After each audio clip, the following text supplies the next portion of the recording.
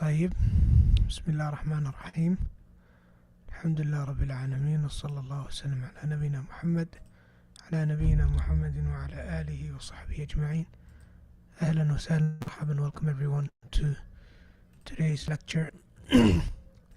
We're doing the Arabic conversational course, and this is the 9th lecture. It's the first lecture after the midterm break that we've had. Barakallahu feekum. So today we're going to start inshallah ta'ala unit 9. Today we're going to start unit 13, Today we're going to start unit 13, and we're literally only 4 units away from finishing book 2 and finishing the whole of, what they call mustawa, could be translated as level if you like. And alhamdulillah, Allah subhanahu wa ta'ala make it easy. So ahsantum for all of you that are still around.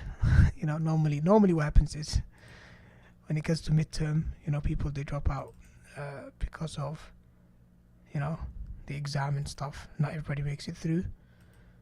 So those of you that are, may Allah subhanahu wa ta'ala keep you steadfast, and those of you that struggled and perhaps had to drop out for B, may Allah subhanahu wa ta'ala allow you to pick yourself up again inshallah and continue this journey. Everybody hear me, or did I lose connection?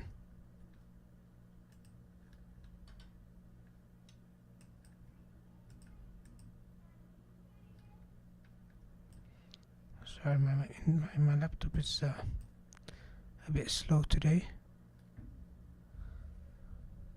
طيب.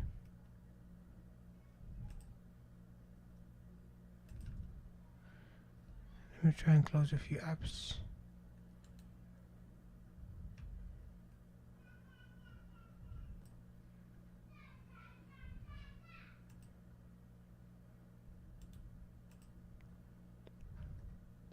See if it speeds up. طيب. That should be better. Okay, so this is where we are on week 6 basically. If we look at this level 2, or this cohort if you like. Type. First we're going to obviously do a quick overview or introduction to what we're going to study. This week we are doing as-safar. So this week's unit is about as-safar, traveling. Okay. Hope you've all had a go at the pre-unit assignments. طيب. So this week the theme is basically safar, like we said. We're going to talk about things like booking tickets, if you like, customs and immigration, right? And residency, accommodation, everything that you could think of that's related to travel, inshallah, that's part of this week's theme. In terms of vocabulary, then we have, for the core vocabulary, we got words that relate to travel items, okay, such as passport and the likes. Particular attention is made to air travel, which is the most common way of traveling this day and age. Residency, customs and immigration, and countries. So imagine you are about to travel to Saudi Arabia, and your plane touches down in King Khalid International Airport here in Riyadh. What are the sort of situations you'd come across, and what would you most likely hear from the customs officers or immigration officers, if you like, and how would you answer their questions, and so on and so forth, basically. And once you arrive as well at your destination, and people ask you where you came from and where you're residing or where your accommodation is, that's the sort of vocabulary we're talking about.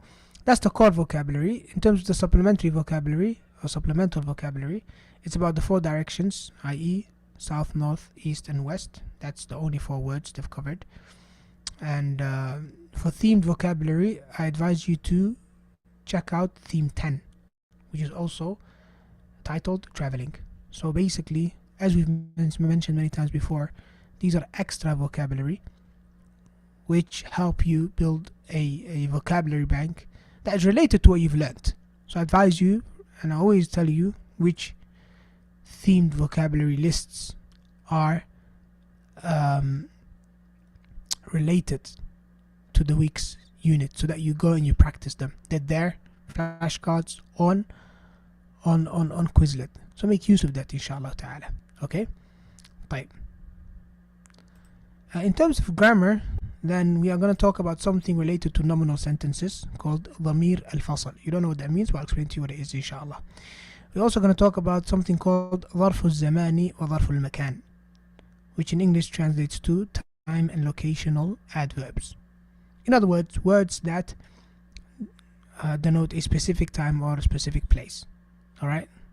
In Arabic they're called ظرف الزمان for time adverbs and ظرف مكان for locational adverbs. So as we know, verbs take place at a specific time and a specific place, or verbs happen at a specific time and a specific place. Okay, so these are the sort of words you would use to denote where that verb is taking place. Okay, and they have their own category in Arabic grammar and their own rules. Also, we'll talk about something called tawabi', which we've talked about before, but we're just going to emphasize it inshallah a bit more.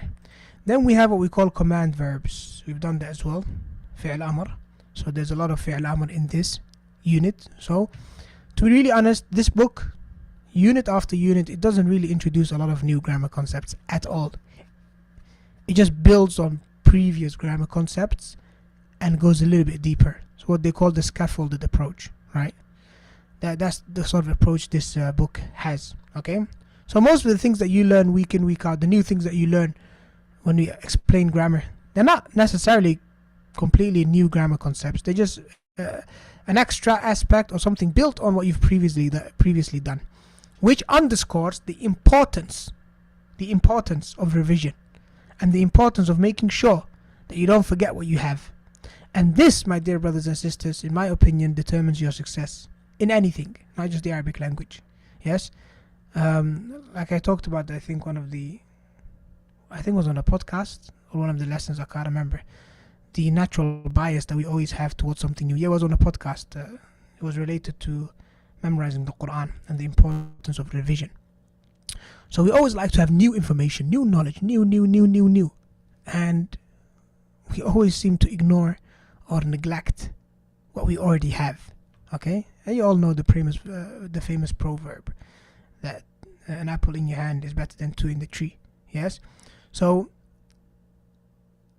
when you sit down every week learning new stuff, doing the assignments for this week, make sure you spend, if not the same amount of time, at least half of the time going back to the previous words, previous grammar concepts, and just enforcing them, strengthening them.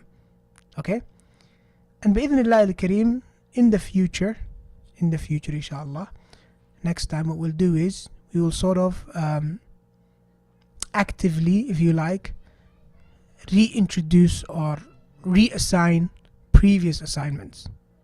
Okay, so right now the way the LMS or the portal works is that the only assignments you find are the assignments related to this week's units, right?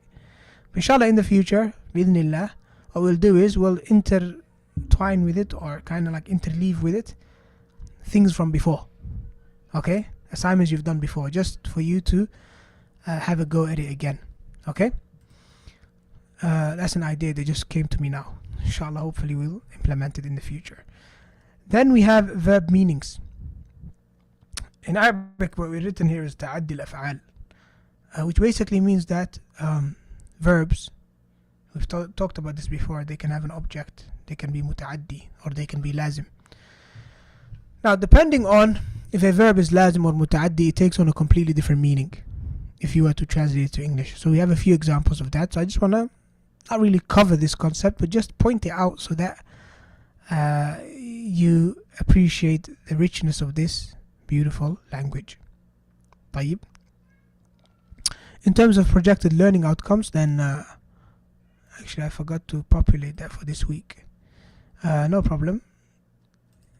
We have, in terms of the sounds, we have, let's see if the sounds for this week are sounds that are actually sounds that you struggle with as an English speaker. Because for the past 3 units, I think there were sounds that everybody knows. Seen and sheen and the likes. Which you might not struggle with as an English speaker, but there are people out there from other countries who really struggle with that. Okay, so there are countries, for example, that don't have a V. Okay? Or even an F. Yes, so for them, the F, they pronounce it like a P. Because they don't have the F in their language. You know? And you might think like, why would he say that? It's because they don't have that sound in their language. So because of the fact that this book is an international book and it's not just targeting English speakers, sometimes the sound recognition exercises, I haven't posted them for the past 3 weeks because I know that you don't need it. So we have for this week, let's double check, we have al-aswat, al-sultan, al-fathatu, alif al-mad. Okay. So this week it's about differentiating between the short and the long vowel. And this I can attest to 100% that you will struggle with it. 100%, no doubt. So expect the sound recognition exercise to be posted this week, inshallah. And let's see how you do. Okay? And inshallah on Saturday we'll do like a competition on it as well. A Quizlet competition or the likes. Or a dictation whereby I say a word and you write it down. Yani we'll see either way. Okay? But yeah. We've covered this in the Quran reading course, but just a reminder. You will struggle with differentiating between short and long vowels because English doesn't have long vowels. Take it like that. Yes, might sound like a shock to you. You might be like, what? My teacher always taught me the short A and the long A or whatever, long vowel, short vowel. I know when they teach you phonetics or phonics, they do say this is a short A and a long A and the likes, but that's not true. That's not true. Okay? To give you an example, they would say to you, for example, that cat, they say is a short vowel. Kate, they say is a long vowel. But that's not true. Kate is not a long vowel. A in Kate is not a long vowel. That's a diphthong. That's a mixture, a blend between the A and the I. Okay, so in Arabic, the way we do that, we have fatha followed by ya, A, Kate. Okay, so if we were to write Kate in English, in Arabic, we would write kaf, fatha, ya, ta, Kate. Okay, Kate or Kate. It's actually a word in Arabic, Kate. Okay, so it means Kate or Kate means such and such. Okay, Kate. So Kate, we call it medullin. It's not long vowel. It's not med, a normal med tabi'i. It's called medullin. It's a diphthong. It's basically a mixture of 2 vowels. So this, what they call long vowels in English when they're teaching phonetics, they're not actually long vowels. English doesn't have long vowels. Okay? That's why you have cat. But do you have a word called cat? No. Somebody says, oh, I saw a big black cat. You're just going to think that he's stretching the vowel out of amazement. It's not going to turn into another word. It's still the same word. Cat, it's the same thing. Okay? For example, click and click, it's the same thing. You know? But in English, in Arabic, la. In Arabic, a and a are 2 different things. Okay? So, for example, qatala and qatala are 2 different words. Qatala means he killed, qatala means he fought. Okay, and that's why a lot of people, they get mixed up when they read the tafsir of the Quran. You know, sometimes they mistranslate qatala or qatala as killing. La, qatala means to fight. Okay, so point I'm trying to make is that you're going to struggle with this, and this is proven by all the students that done the Quran reading course with me, and even all the students that I've taught over the past 10-12 years. I've always noticed, and something that anyone that's taught the Quran to English speakers has noticed, that they really struggle with short and long vowels. And if you really want to know, you know, if you really want to know, or you really want to realize this, I dare you to read Surah Al-Talaq. Surah Al-Talaq in particular is a surah that English speakers struggle with in an unbelievable way. Okay? So Allah subhanahu wa ta'ala says, for example, in Surah Talaq, يا أيها النبي إذا طلقتم النساء فطلقوهن لعدتهن وأحصوا العدة. So فطلقوهن لعدتهن. Here we have a short vowel at the end of a word. That doesn't exist in the English language. So you'll find them say فطلقوهن لعدتهن. That's how English speakers read Surah Al-Talaq. Unless they're fluent in Arabic and they've learned how to read Arabic and their tongue got used to the Arabic language. If you take someone off the street who doesn't know Arabic and you tell him to say or to read it, if we assume that he can read, then that's how they would read it. Okay? طيب.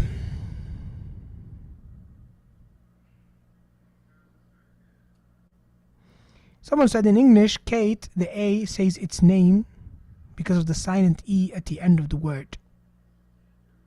Hence why they say long vowel. Allahu A'lam. No, the point is not how it is spelled, if it's an E at the end or not. Yes, cat and Kate, two different things, right? In terms of the way they're pronounced. My point is that cat, the vowel in cat is A. The vowel in Kate is A. A, A, A, A. If you were to stretch A and make it longer, it wouldn't turn into an A. A becomes A. Okay? So the long vowel or the long version or the long vowel for A would be A, but that doesn't exist in the English language. Instead, what they have in the English language is A, cat, A, and Kate, which is A. A is a diphthong. It's two vowels mixed together. It's a and a mixed together, they give you A. Okay? Right. We went into a little we went down a little rabbit hole there, but it's related to today's lesson anyway, because I know for a fact when you start doing sound recognition you're going to struggle recognizing these sounds, unless obviously you have background knowledge. Ayakumullah.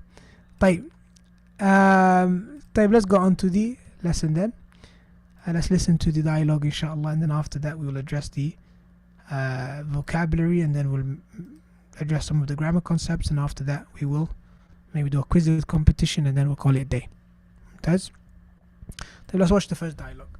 Any questions regarding that, by the way?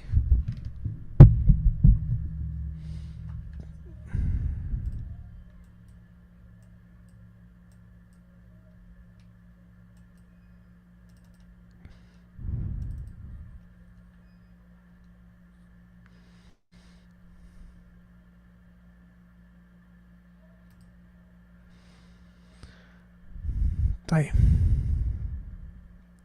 Alright. Let's listen to the first dialogue. Bismillah.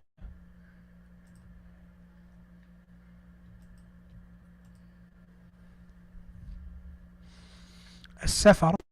Okay.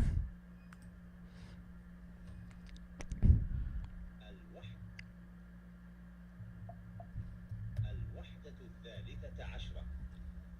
السفر.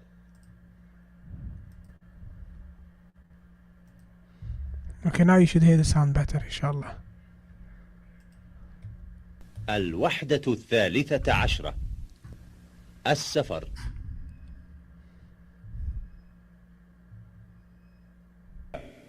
الكتاب الأول. الوحدة الثالثة عشرة. السفر. الدرس 9 بعد 100. الحوار الأول. انظر واستمع. أي خدمة؟ لدي حجز إلى جدة وأريد تأكيد الحجز. هل الحجز على الخطوط السعودية؟ لا، هو على الخطوط الإندونيسية. أين التذاكر؟ هذه هي التذاكر: تذكرتي، وتذكرة زوجتي، وتذكرة ابني، وتذكرة ابنتي. وأين جوازات السفر؟ هذه هي جوازات السفر. أين تأشيرة الخروج؟ هذه تأشيرة الخروج، وهذه تأشيرة الدخول. الرحلة رقم 777. تغادر الطائرة الساعة 3 فجرا. احضر إلى المطار قبل ساعتين. شكرا. رحلة سعيدة. والآن جاء دورك. طيب انظر واستمع وأعد. طيب ممتاز. I'll leave that to you inshallah to practice in your own time. Now let's go on to actually WooClap. I haven't shared the link yet.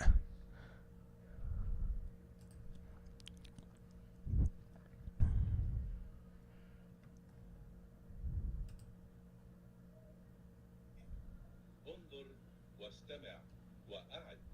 طيب ممتاز. I'll leave that to you inshallah to practice in your own time.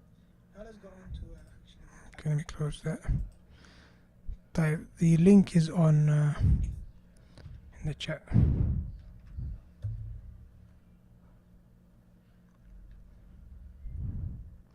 Everyone's a bit quiet today in the chat. طيب خلاص join us on WooClap inshallah, and we'll start with the first question, which is basically the vocabulary. Let's see which vocabulary. الوحدة. Select the words that you don't understand. الوحدة الثالثة عشرة. السفر. الدرس التاسع بعد 100.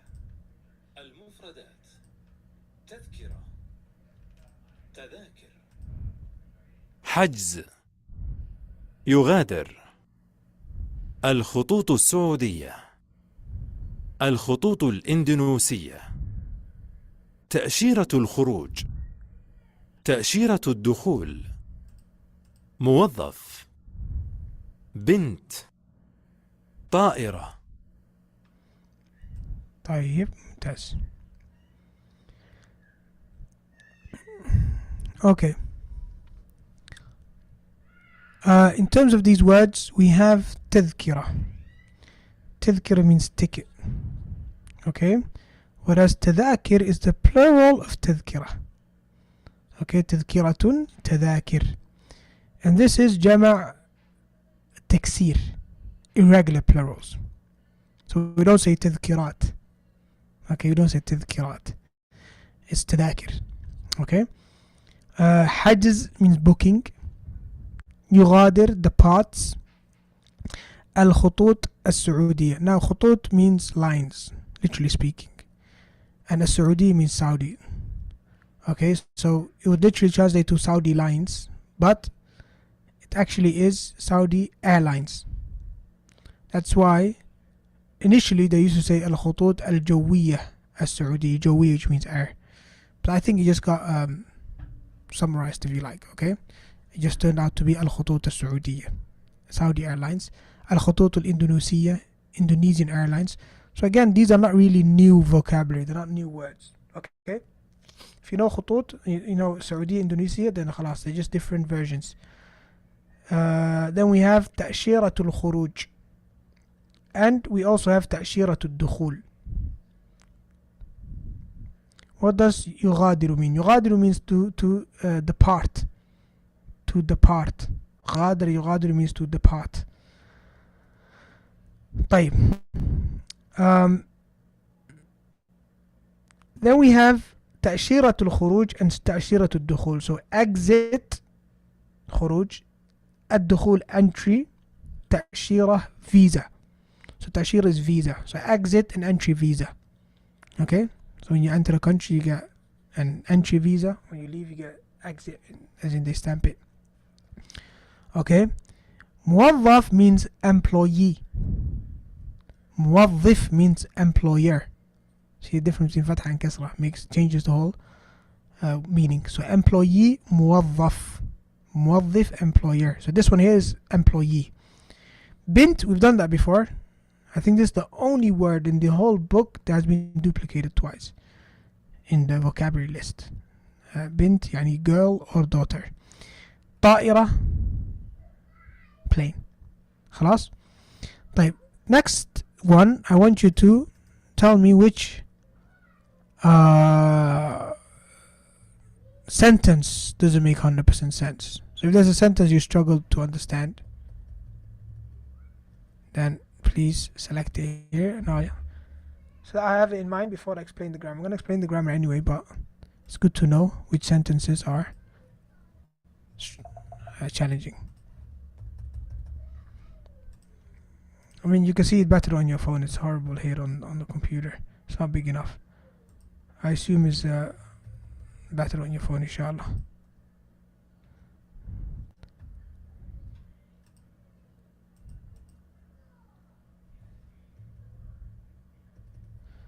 Trying to zoom up, it's not allowing me. There you go. Okay, so لدي حجز إلى جدة. I can't actually read what it says. نعم. لدي حجز إلى جدة وأريد تأكيد الحجز. Okay, so basically, أي خدمة, the guy said, how can I help, right? So he said, لدي حجز إلى جدة. You should know what لدي means by now. لدي. Just like, remember in Unit 3 when the guy wanted to buy something, or he wanted to rent a house, and the guy said لدينا شقة جميلة. Okay, when it comes to buying and selling, how many times did he say لدينا لدينا? لدينا means we have, لدي means I have, لديك means you have. So just depending on the pronoun that is connected to it. So لدى means to have. لدي حجز إلى جدة. I have a booking to Jeddah. وأريد تأكيد الحجز. So تأكيد hasn't been mentioned in the vocabulary list. تأكيد means to confirm. تأكيد أنت متأكد. تأكيد means to confirm. So I want to confirm الحجز, my booking. Okay. الرحلة. So everything else I assume is understood, right? Alhamdulillah, no need to spend time on it. This other sentence somebody didn't understand, which is الرحلة رقم 777. That's basically the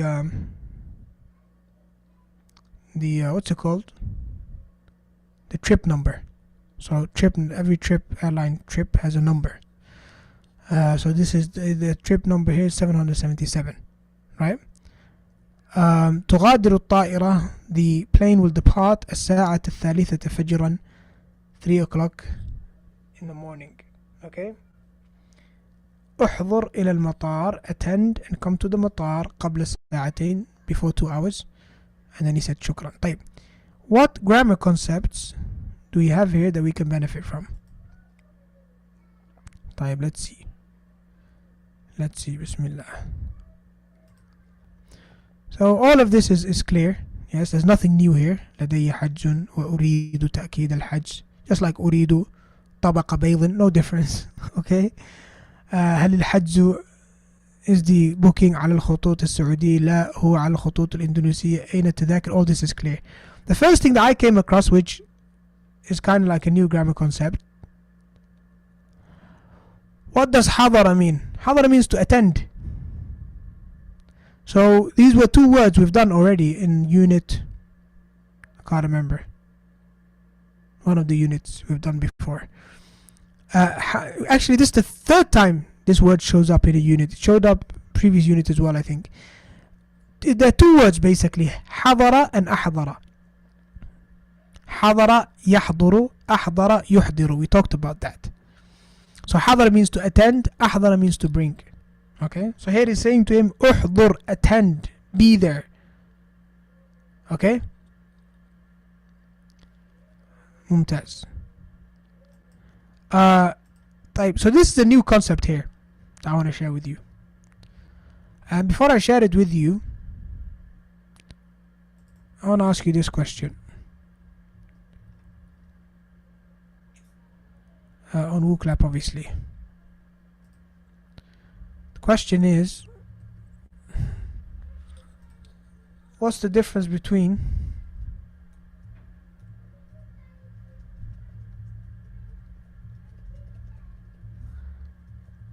this one, هذه هي التذاكر, okay, and هذه التذاكر, if we get rid of the هي. Okay, so what's the difference? And really the point here is to find out why we have here. Okay, so if you were to translate this to English, how would you translate it basically? هذه هي التذاكر. هذه التذاكر. تذاكر meaning tickets obviously. No. I did not change plural or singular. All I've done is I got rid of the هي. هذه هي التذاكر. هذه التذاكر. Okay, so have another go again. What's the difference between هذه هي التذاكر and هذه التذاكر? So someone said, here it is, your tickets. Here there are your tickets. Well, this would be a literal translation, and there's no difference between these two sentences. Whereas هذه هي التذاكر and هذه التذاكر in Arabic, there's actually a major difference. Arabic is a very precise language, and the hiya is there for a reason. Okay? The hiya is there for a reason. And it actually would have an effect on the translation of the sentence. One is showing emphasis with the hiya and the other is not. La. No. Someone said I cannot put on WooClap, it's not letting me. Okay, why not? Please let me know. Oh, okay, so it's not working for many of you, so you're not the only one. Alright. It has the old questions. Okay, let me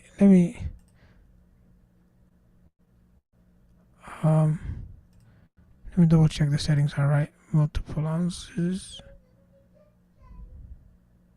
They should be fine. How about now? Please try again. Does WooClap work now? Still doesn't work?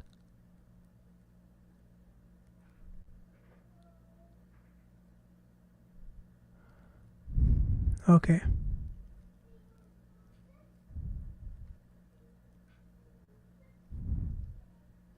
We'll let you know when votes put out. Still showing the last question. That's ajib, wallah. Let me just double check that, please, if you don't mind. We can't do without WooClap, you know that. Yeah, it's still stuck on the previous question, even for me. Ajib. Okay, 1 second. Let me reset that question.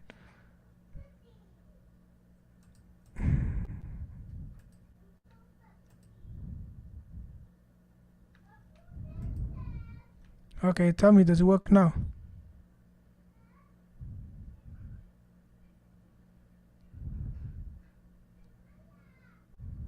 It works? طيب ممتاز. Alright, so someone's got the correct answer here in the Zoom chat.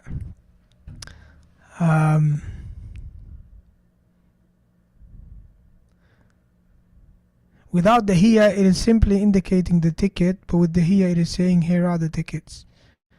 Yes, and then the person clarified it more by saying these tickets versus here are the tickets. I.e., if we were to translate it. Naam. Well, yeah. Let me read that question again. Naam. So this is the ticket, here are the tickets, that's not the difference. Okay? Here it is, this is not the difference. Okay? The difference is that هذه التذاكر, my dear brothers and sisters, it could be understood as an incomplete sentence. Alright? And we've done that before. When we talked about basic Arabic sentences, we said that the barrier, the is barrier, or the barrier, or the equational sentence where the mubtada and the khabar is, where you actually put the word is or are, is determined by where the indefinite starts. صح? Okay? So for example, هذا الولد as opposed to هذا هو الولد. Okay? هذا الولد as opposed to what? هذا هو الولد. واضح? When you say هذا الولد, you're saying this boy. This boy. You haven't said anything about him yet, you just pointed him out. because both of them, هذا and الولد, they're both معرفة, they're both definite. There is nothing in that, the indefinite is not there yet. So then I'm expecting you to complete your sentence to say something like هذا الولد ابني, for example, this boy he's my son, or هذا الولد مجتهد, or this boy he's hardworking. Okay, or هذا الولد ذكي, this boy he is smart. واضح? So that's هذه التذاكر, these tickets. Okay, so one would be like, hey, what about these tickets? Okay, so let's go back to the sentence. It says,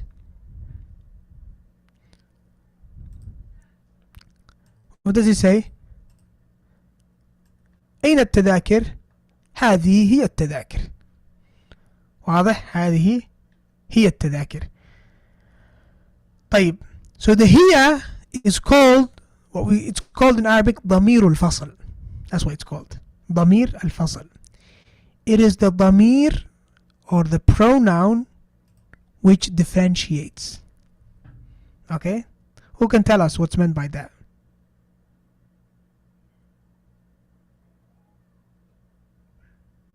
Yes, so Ustad, since there's no verb to be, the huwa and the hiya substitutes as the verb to be.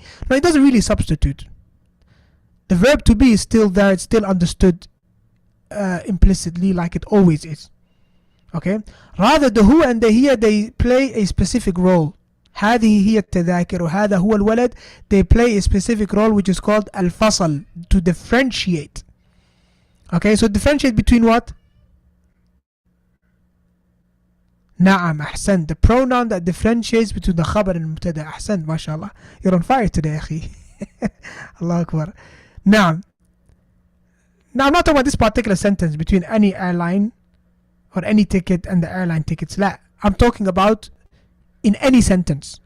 It could be هذه هي التذاكر, هذا هو الولد, doesn't matter. Whatever sentence, you will come and you will use this pronoun, this ضمير, and you'll put it bang in the middle so that it becomes a barrier and it differentiates between the mubtada and the khabar. Because if you were not to use that pronoun, then we wouldn't know if التذاكر is meant to be a khabar or if it's just meant to be what we call badal. It takes its place basically, that you can say هذا الولد, you can say هذا. For example, it's called badal. In Arabic it's called badal. It's from the tawabi'. We haven't talked about that yet, but it's called badal, as in it can be substituted. So when I say something like هذا الولد مجتهد, this boy is hardworking. الولد can be a substitute for هذا, and هذا can be a substitute for الولد. In a sense that if you get rid of any of the two, the sentence is still fine. It's still fine. I can say هذا مجتهد and I can say الولد مجتهد. It's fine. Okay? That's called badal in Arabic. In Arabic that's called badal. When one can take the place of the other. If you get rid of one of them, nothing would happen. And this is normally the case with the names and attributes of Allah subhanahu wa ta'ala in the Quran. Yes? They're normally badal. Okay? So the first one, the name of Allah, Allah would be the noun. The head noun. And then the other names of Allah subhanahu wa ta'ala would be an adjective or descriptive of the name Allah. Okay? So Allah ta'ala, for example, says in the Quran, إن بطش ربك لشديد إنه هو يبدئ ويعيد وهو الغفور الودود ذو العرش المجيد فعال لما يريد. All these are badal.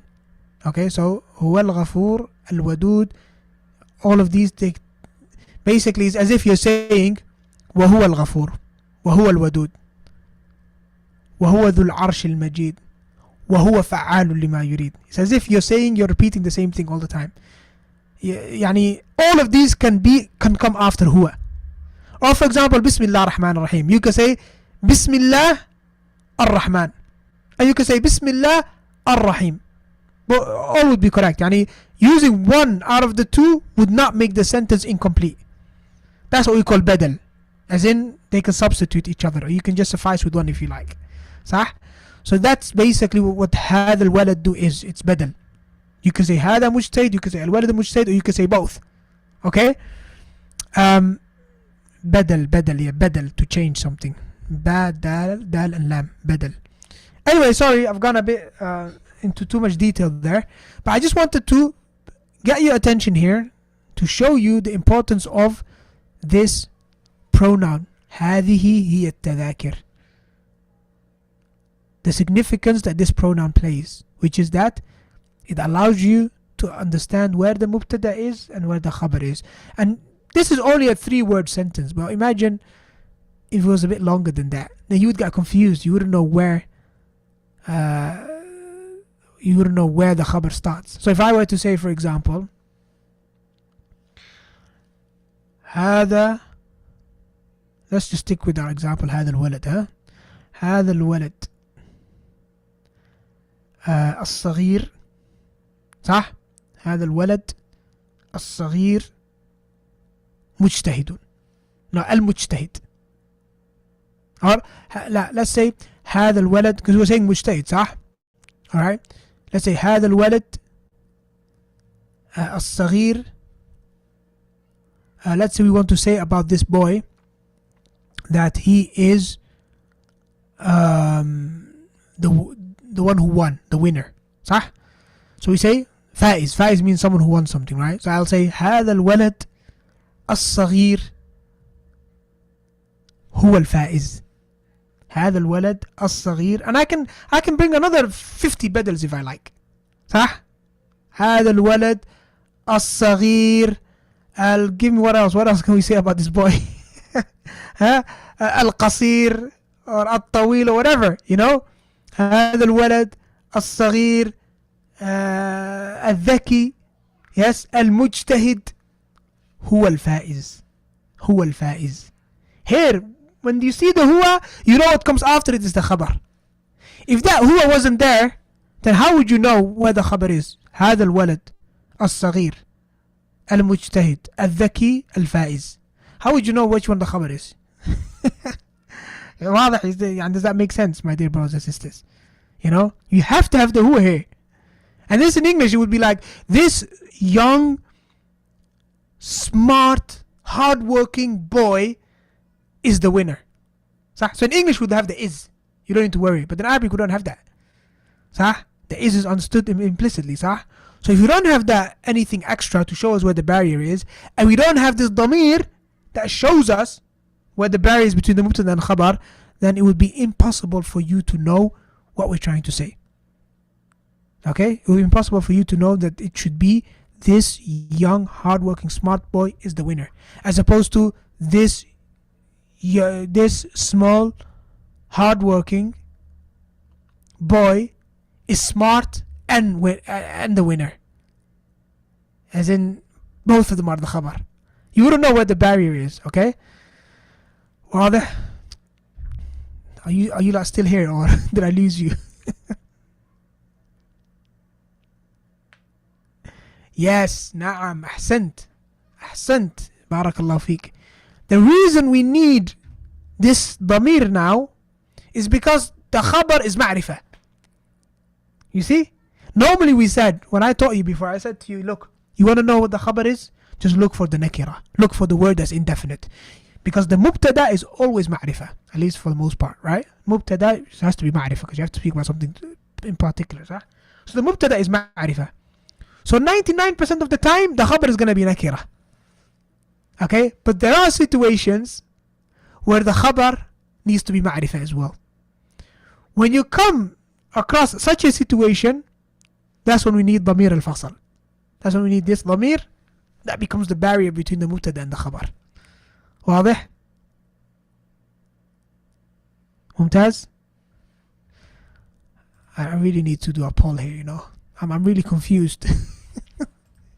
That some of you this might be over the top for you. So understood, yes. No. Tell me which one applies to you. Okay, Ustad, sorry, but can give you one more example. Okay, no problem. I'll give one more example. Let's just look at the book. The book is full of examples because I've come across the damir fasl in the book at least on 4 different occasions today. So we have, here we have هذه هي. Okay, let's ignore this one because it is ma'rifah, but it's ma'rifah in a more sophisticated way. So هذه هي التذاكر. Okay, let's say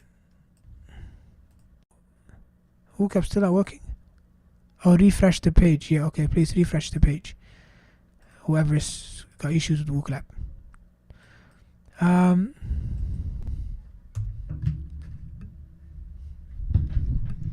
Okay, another example. I'm gonna write it down for you, sir. Actually, I'm gonna write it down for you, for all of you, and I want you to translate it.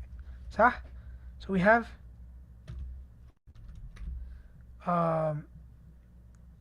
هذا. I'm gonna ask on WooClap inshallah. هذا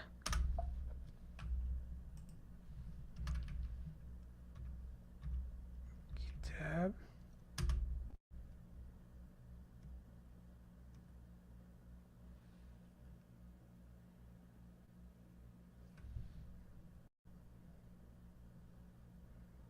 let's not say كتاب, let's say هذا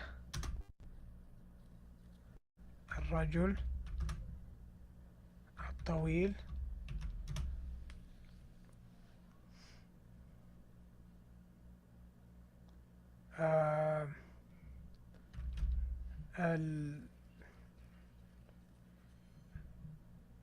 what example can we give? هذا الرجل الطويل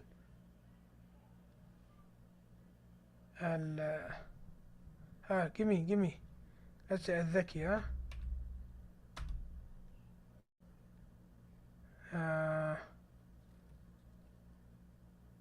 what can we say about him? هذا الرجل الطويل, let's say البائع.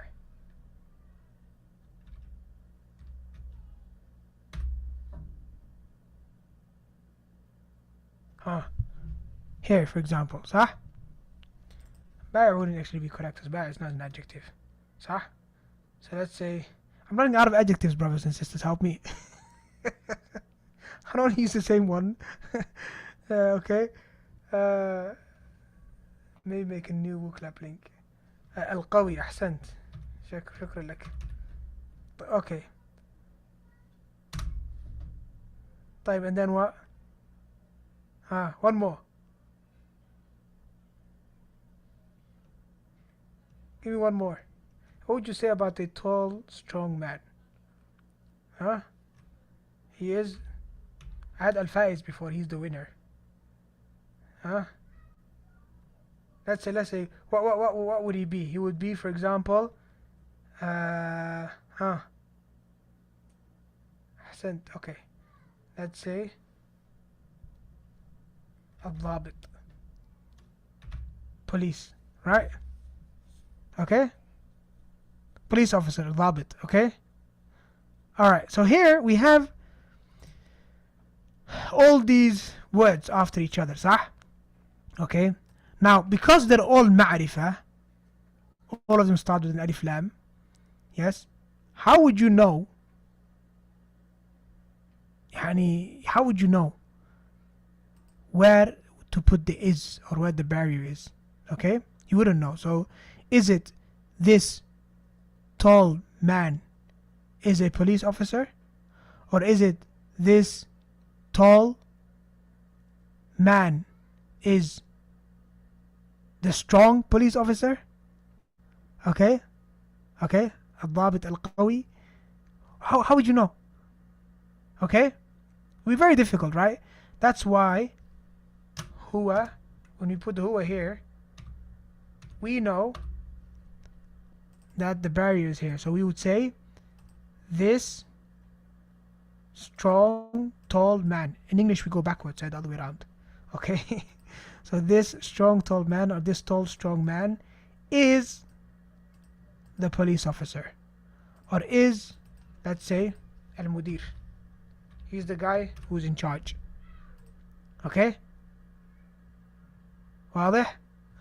I'll try to give another example. It's not that natural, I know. صح? It's not that natural. You're not gonna come across this. But I decided to exaggerate it a little bit so it's easier for you to understand. يعني.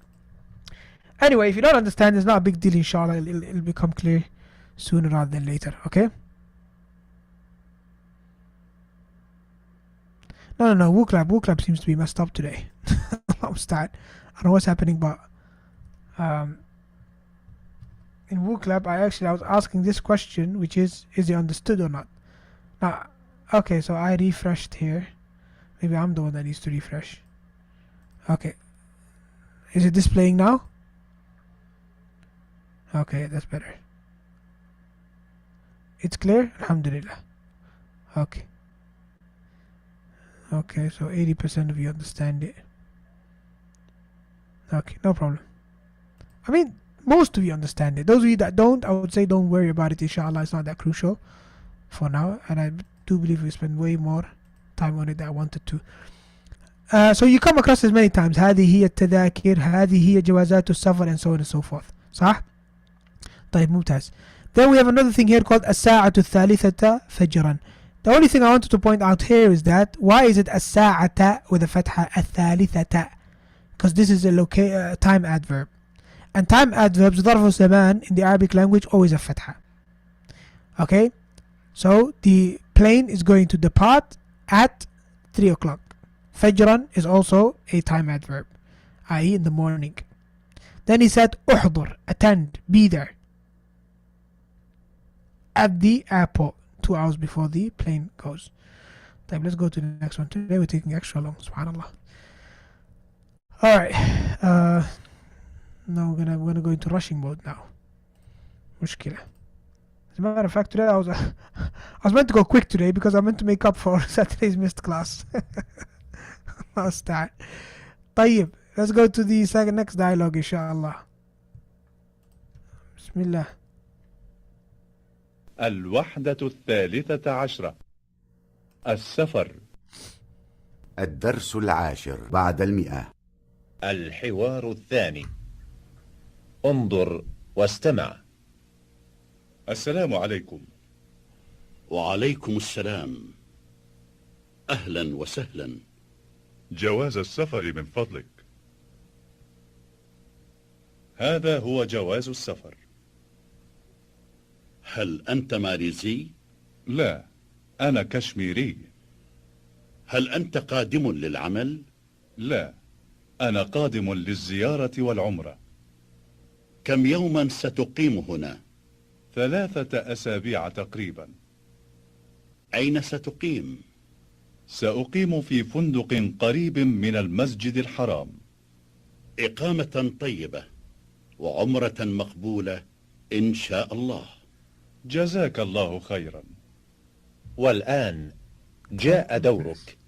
انظر واستمع. Okay, so let's do the same thing again with regards to the vocabulary. Let me make sure first it's up on WooClap.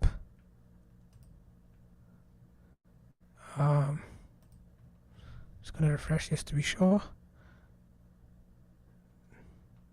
Okay, so which words don't you understand? الوحدة الثالثة عشرة. السفر. الدرس العاشر بعد 100. المفردات: فندق، يقيم، قادم، ضابط، زيارة. Okay, فندق, most of you seem to know what that means. It means hotel. طيب, يقيم. Alright, يقيم, within the context it said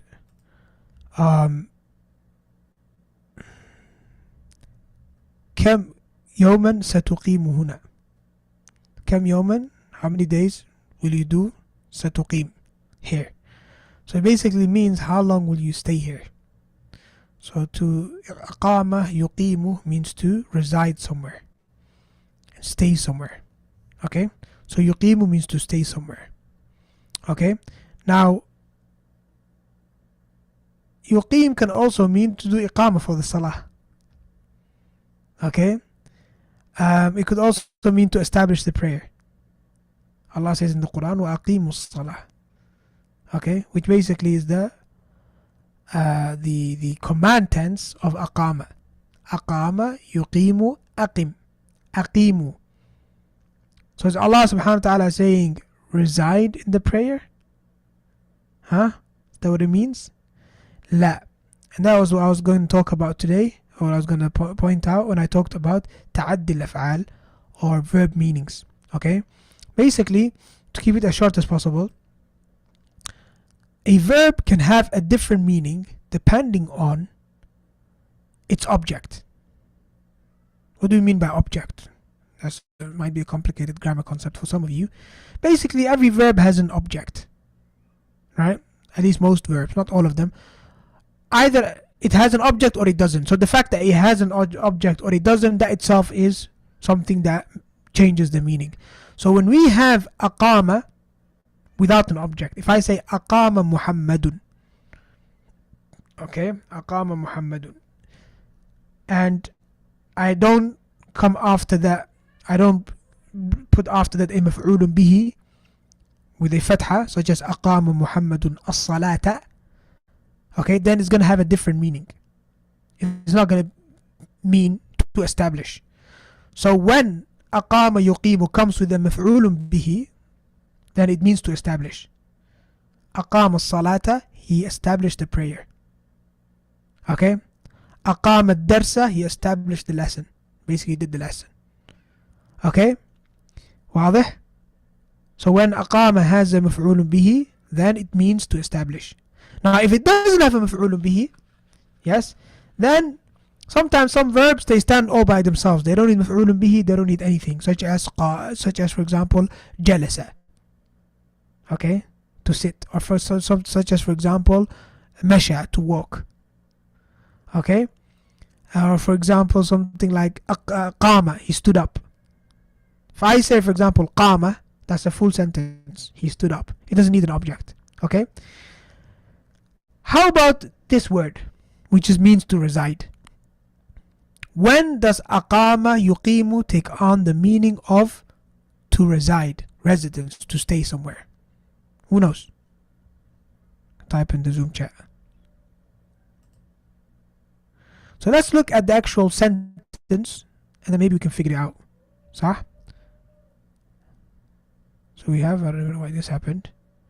Okay, we have dialogue 2, text here. Kam yawman. Okay, maybe not in this one. This one's not that clear. Okay, let's say, for example, yuqimu Muhammadun fi funduq. Okay, aqama fi funduq. Okay, so aqama would mean to reside when it's followed by a fi. Naam, after fi, ahsant. Naam. Okay, so whenever aqama is followed by a fi or a place in a specific place, that means to reside. واضح? Okay, so I just wanted to show you this, not because we're going to go into detail. This is a whole different ball game, it's a whole different science, right?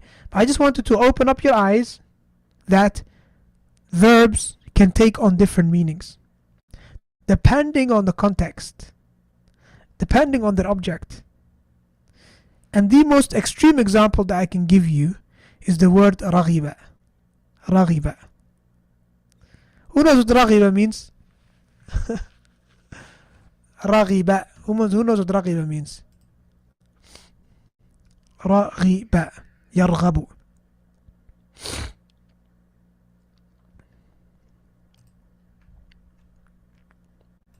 Now let me ask and look it up. خلاص, it's in the chat. Raghiba, to want or to yearn. Yes and no. Yes and no. Okay, let me ask you a question. Na'am, depends on what preposition comes after. So when Allah subhanahu wa ta'ala says in the Quran, وَمَنْ يَرْغَبُ عَنْ مِلَّةِ إِبْرَاهِيمَ إِلَّا مَنْ سَفِيَ نَفْسَهُ. And who does رَغِبَ عَنْ مِلَّةِ إِبْرَاهِيمَ? From the religion of Ibrahim, apart from someone who is foolish. Yes? Does that mean whoever yearns or wants the path of Ibrahim or the religion of Ibrahim, then he's foolish? La. Okay? رَغِبَ عَنْ means to turn away, not to want something. Okay? Whereas رَغِبَ فِي means to want something. So look how the an and the fi completely change the meaning. As a matter of fact, two complete opposites. And رَغِبَ is not even the only verb that works like that. Okay? So أنا راغب في العمل.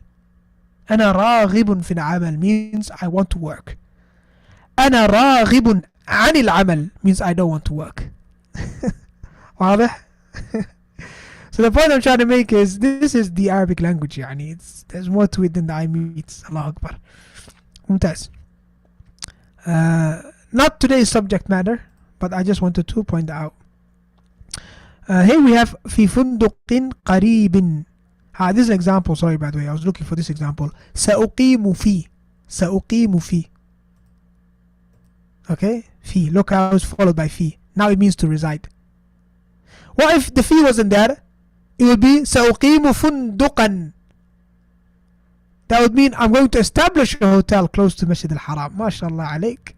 Someone with a lot of money. ها؟ إن شاء الله أنا كذلك سأقيم فندقا قريبا من المسجد الحرام. Supposed to reside in there. I'm going to establish one inshallah there. Say Ameen. طيب. So that is if the fee is not there. But if the fee is there, it doesn't mean to establish, it means to reside in a hotel close to Masjid al-Haram. واضح؟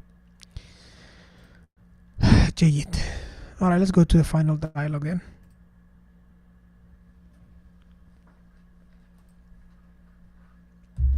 الوحدة الثالثة عشرة.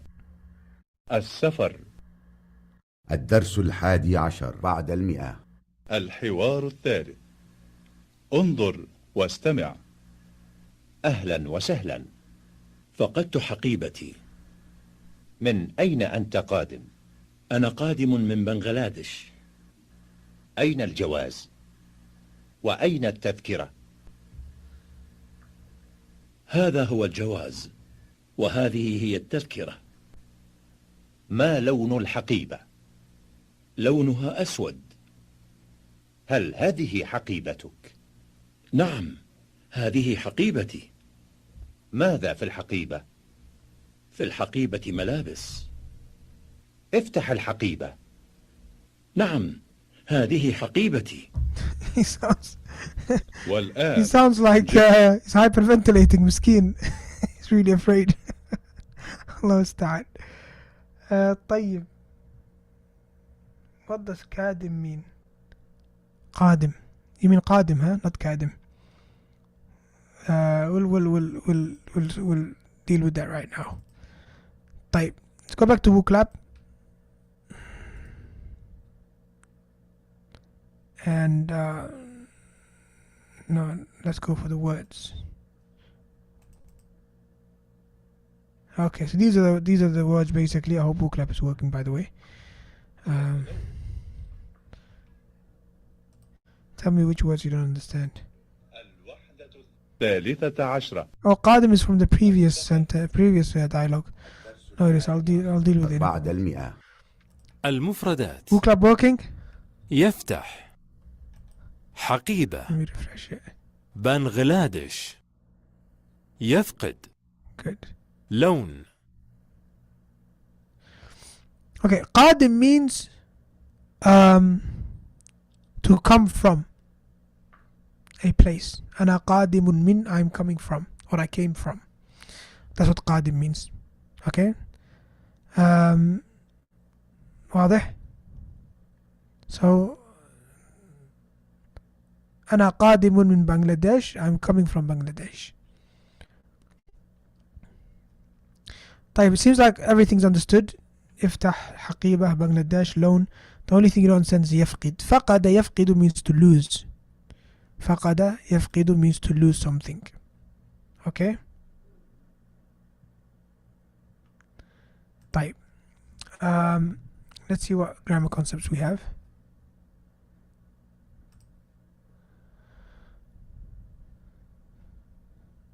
طيب. من أين أنت قادم؟ من أين أنت قادم? Where are you قادم from? Coming from basically. Okay? من أين أنت قادم? Okay? So قدم رسول الله صلى الله عليه وسلم المدينة. What does that mean? Prophet صلى الله عليه وسلم came to Medina. Okay? قادم, to come. Okay? So this is a perfect example of what we just mentioned. قدم من and قدم إلى. Okay? are two different meanings. قدم means to come from a place. قدم إلى means to come to a place, right? So it depends on the thingy again, the حرف الجر that comes with it. Okay, so قدمت إلى الرياض means I went to Riyadh. قدمت من Bangladesh means I came from Bangladesh. Okay, طيب. So there are two different verbs in English. To go and to come are two different verbs. صح ولا لا? To go and to come are two different verbs in English, but in Arabic they're the same verb. قدم. Okay, it could be قدم إلى or it could be قدم من. واضح? So the actual حرف الجر or the preposition makes a difference.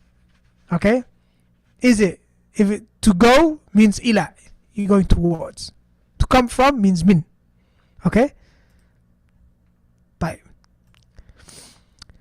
أنا قادم من بنغلاديش. أين الجواز وأين التذكرة؟ هذا هو الجواز. Here we go again. Same example.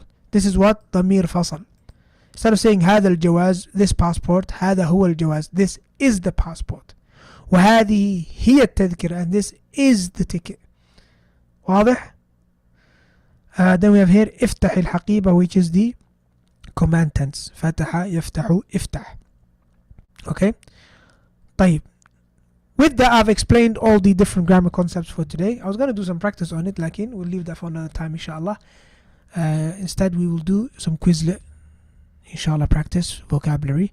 So we touched on the ضمير فصل. I've explained that already. The time and location adverbs I explained as well. The tawabi', we talked about that. The agreement between nouns and adjectives. Command verb. I was gonna revisit command verb actually. How to make the fi'l amr from the fi'l madi or fi'l mudari', but we'll leave that inshallah ta'ala specifically for the Arabic Essentials course. So all of you inshallah make sure you join the Arabic Essentials course because it will benefit you a lot. Mainly because we're going to focus a lot on verb conjugation, we're going to focus a lot on pronouns, we're going to focus a lot on Arabic plurals and the likes. So inshallah all of you, I invite you to join the Arabic Essentials course, and more specifically I invite you to benefit from the exercises that we will prepare inshallah. And we talked about the verb meanings changing depending on the preposition used. طيب. Someone said, Ustad, isn't the color of the bag incorrect? What did he say? ما لون الحقيبة؟ لونها أسود.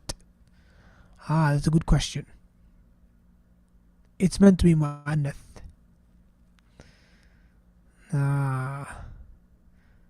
طيب. Actually, let's copy that and let's see what everyone else has to say. Is this correct? Let's do multiple choice first. Now let's do a poll because I don't want to give the answer. Is there anything wrong with this? Okay, it could be. يعني, it could be a spelling mistake. I mean, at the end of the day, the book is written by humans. صح? So, Jazakallah khair for pointing that out if it's wrong. Okay, if it's wrong. And that shows you that you're paying attention, mashallah. And it also shows that, at the end of the day, if you're wrong and there's nothing wrong with this and it's actually fine and I explain it, at least you've benefited others, and you've actually given us a learning opportunity. Jazakallah khair. Okay, so the question here is there anything wrong with this? Yani, the sister said that the color should be mu'annath, it should be feminine because haqiba is feminine. So the sentence being, you can't even read it here, full screen title, maybe that's better. Okay, so the question is ما لون الحقيبة? The sister is saying it should be something like لونها سوداء. لونها سوداء. Why? Because حقيبة is أسود. حقيبة is feminine, so أسود should also be feminine. واضح? That's where the sister is coming from. Okay? Who agrees with that? And who disagrees? Is there anything wrong with this? Okay, so most of you said there's nothing wrong with that. Alright? So let me give you an opportunity to explain. I can explain, but I want to give you the opportunity. So please explain. How would you... Okay, you said there's nothing wrong with it, sah? Fine.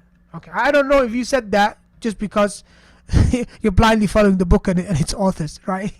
Or you're just gauging my reactions, sah? So you saying there's nothing wrong with it is not good enough. The sister made a very, if you like, understandable. She had a very understandable, very valid concern here, sah? And I can understand 100% where she's coming from. So if you're saying there's nothing wrong with that, I want you to explain why, so that she understands and so that you prove that you understand as well where she has gone wrong, if she has, according to you. Father, explain why. Why shouldn't it be لونها سوداء? ما لون الحقيبة? Why shouldn't it be لونها سوداء? Why is it لونها أسود? واضح؟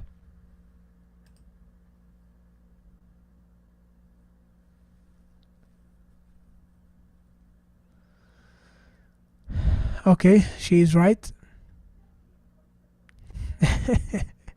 ما شاء الله أحسنت. أحسنت ما شاء الله بارك الله فيك. So أسود is the adjective for لون and not the ضمير. It's not an adjective for the pronoun. The ها. واضح? Is that clear? We'll talk about that in a moment. Okay? It is wrong because adjective and word that is described must follow in gender. So you agree with the sister basically. لونها is feminine because of ها. No. حقيبة is feminine. لونها is not feminine. Let's get things right, my dear brothers and sisters. لونها is not feminine. حقيبة is feminine. The ha goes back to حقيبة. It's talking about the bag. The bag, its color. Its color is black. So now أسود, this color called أسود, yes, it's an adjective of the color, not an adjective of the bag. And I know where you're coming from, because in English we'd say it's black. صح? In Arabic we say its color is black. Which is a bit more precise. Right? Okay? So basically what it's saying is لونها أسود. Its color is black, not the bag is black. واضح? لونها أسود. So let me explain that to you. Even if you don't understand the way Arabs use it, just by way and by virtue of Arabic grammar rules, you should know that أسود is correct. And I'll tell you why. Because when we say لونها, right, we have مضاف مضاف إليه. صح? We have مضاف مضاف إليه. لونها, we have مضاف مضاف إليه. This is the مضاف. Let me color it for you. Okay, لون.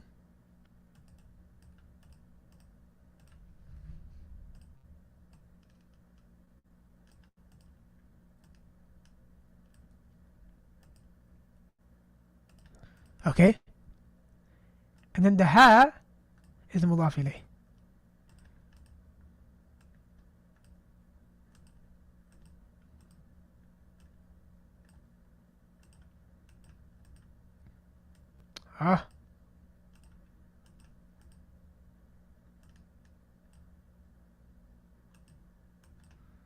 Something wrong with thingy today.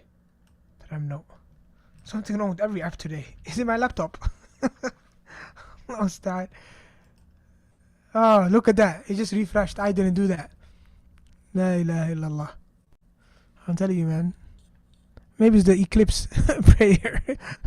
We prayed today. Subhanallah. It's going crazy. طيب, where were we? Where were we? Here. There we go. Okay. Let's get rid of this color. Let's hope it works. Okay. ممتاز. لونها. The ha is meant to be red as well. Let me use keyboard instead. There we go. ممتاز. As a matter of fact, why don't I use Microsoft Word? This is too small anyway.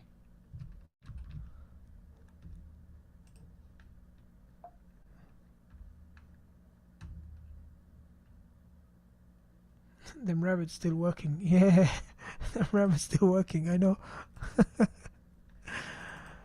Allahu Akbar.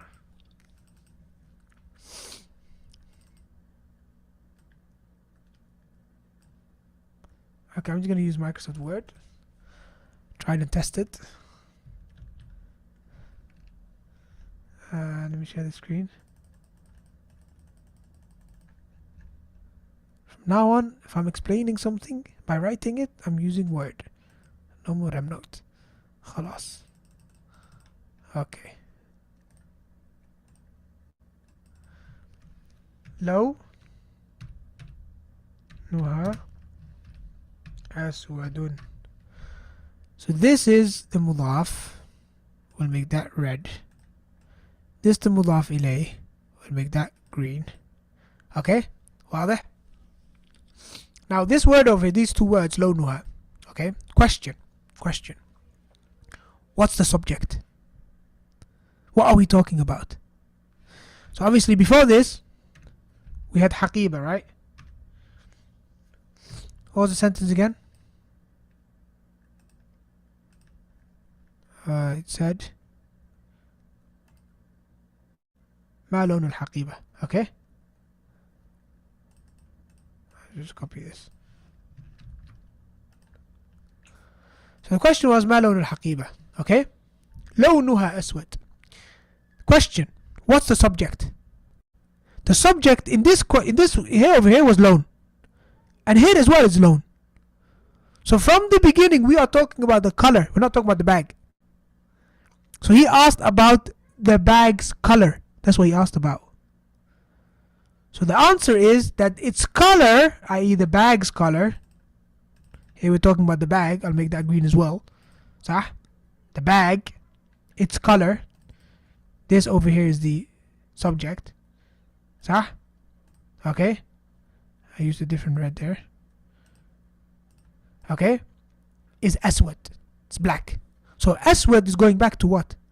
What is this aswad an adjective for? Al-haqiba or loan is an adjective for loan. It's an adjective, a khabar about loan, not about the haqiba. The bag is not black. Its color is black. واضح?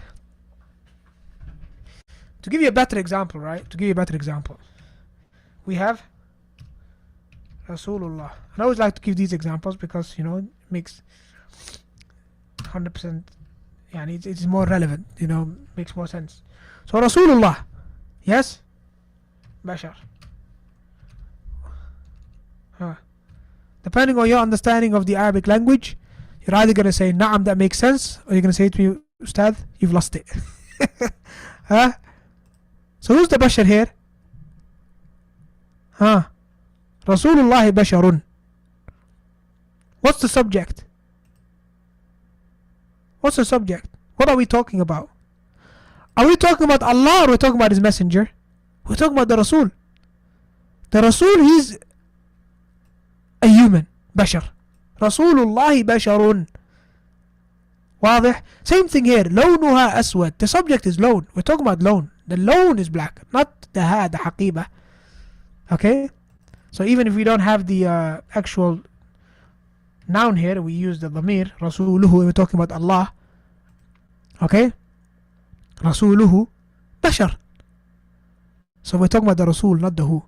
Okay? That's, I think, is a better example. Okay?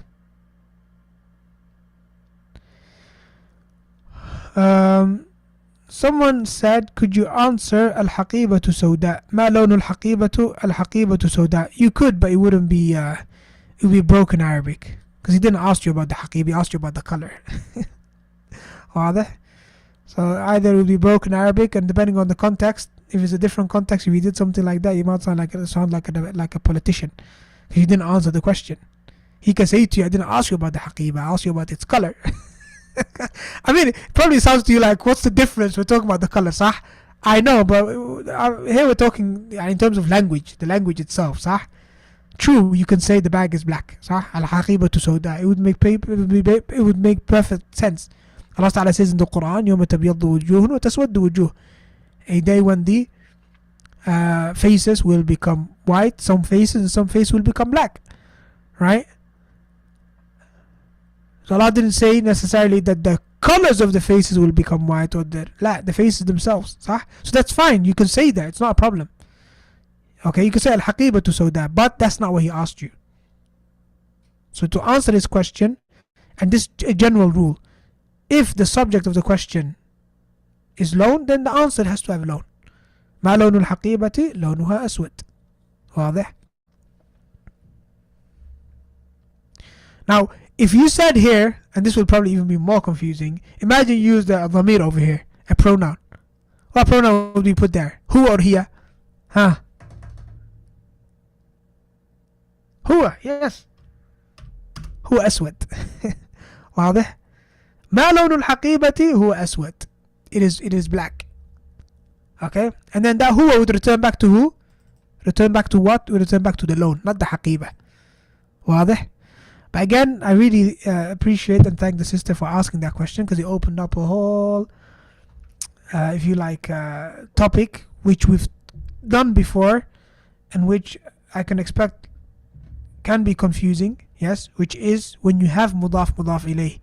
Which one is the subject that we're talking about, and what is the, if you like, the thing that is being ascribed to? Because in English, when you say something like Kitabullah, you can say it in two ways. You can say the book of Allah, or you can say Allah's book. And both ways, yes, the order is different. Okay? That's why it makes mudaf ilayh, that's one of the reasons why it's difficult for English speakers. Okay? Because Kitabullah, okay, if it was a literal translation, it would be the book of Allah. Okay? But it's also Allah's book.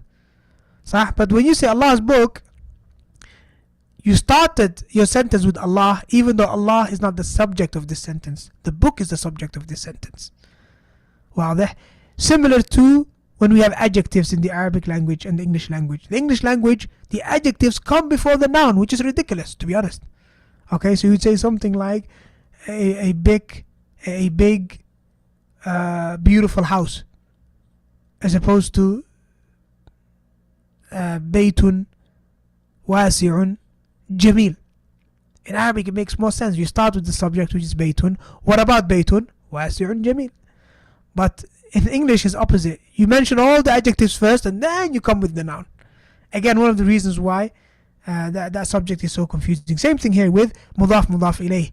I noticed, and I think, actually, I'm very confident that one of the exercises, or some of the questions in the quizzes exercises, I actually on purposely made the alternative answers, or the distractors, this kind of trap.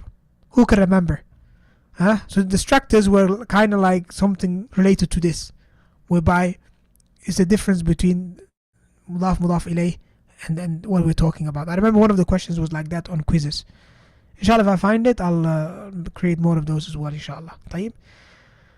Alright. I had the feeling today's lesson is going to be a bit longer than normal, mainly because we had to make up for Saturday's missed class, so please forgive me. We'll have a 30-minute workshop instead of an hour. But we'll have a quick Quizlet. As a matter of fact, shall we have a Quizlet competition? ايش رايكم? Because I know the teachers are waiting. The workshop teachers.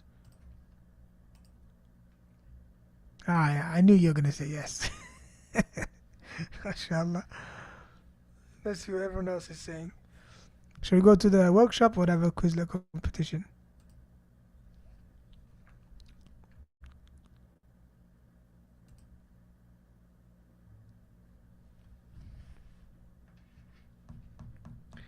Let me just record a quick voice note then for the teacher.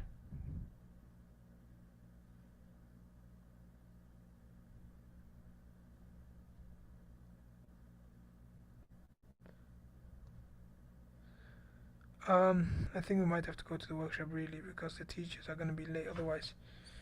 Sorry, man, for the greater good. And some of you are saying that you can't stay for long for the workshop if we do Quizlet. Okay, we'll do Quizlet on Saturday, inshallah. Okay, quick one round. Okay, I mean, I'll do one round, but the issue is not with the round itself. The issue is with the amount of time it takes for people to join the Quizlet. Okay, that's what takes the time. So please forgive me for those of you that really want to do Quizlet. Inshallah ta'ala, I promise that on Saturday we'll do 5 rounds. Inshallah. Saturday we'll do 5 rounds. لا إيش.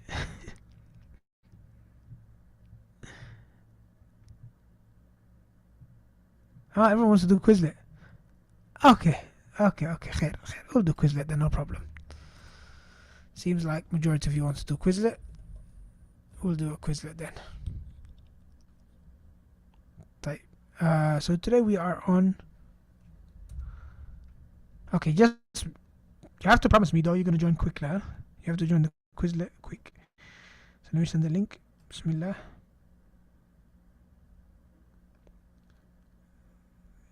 Quizlet Unit 13.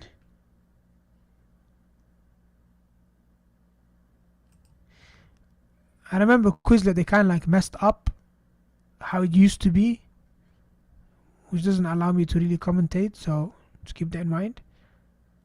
Answer in Arabic. Alright. طيب. Share the screen or share the link.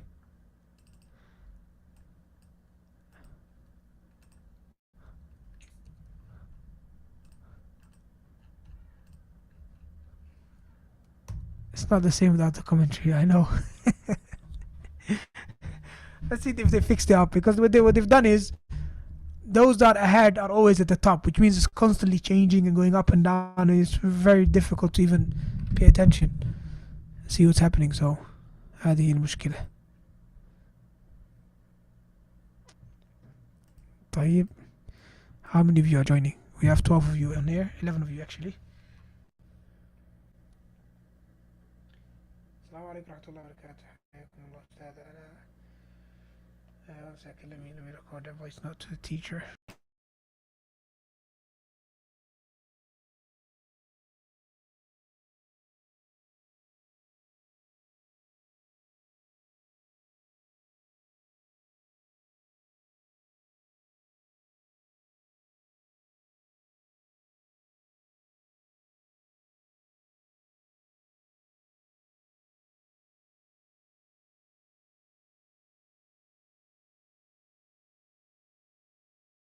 طيب, we have 8 of you here. I'm going to give you 5 seconds before we start. 5, 4, 3, 2, 1. Okay then, so let's create the game. Everyone ready?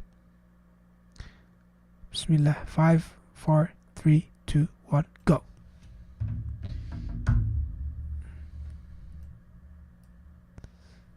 Yeah, still messed up. So yeah, we got tigers ahead, closely followed by sea turtles. MashaAllah. Today it's like you're all moving like one man. Okay, we got 3 people now ahead. Now it's between sea turtles and peacocks. MashaAllah. Oh, tiger, sea turtles are about to win. I mean, I put my money on sea turtles. Oh, peacocks. MashaAllah. Yeah, so I'll do the commentary. You just focus on answering the questions. Sea turtles are in the lead. It's between peacocks and sea turtles. Sea turtles did it. MashaAllah. Aftab ahsant.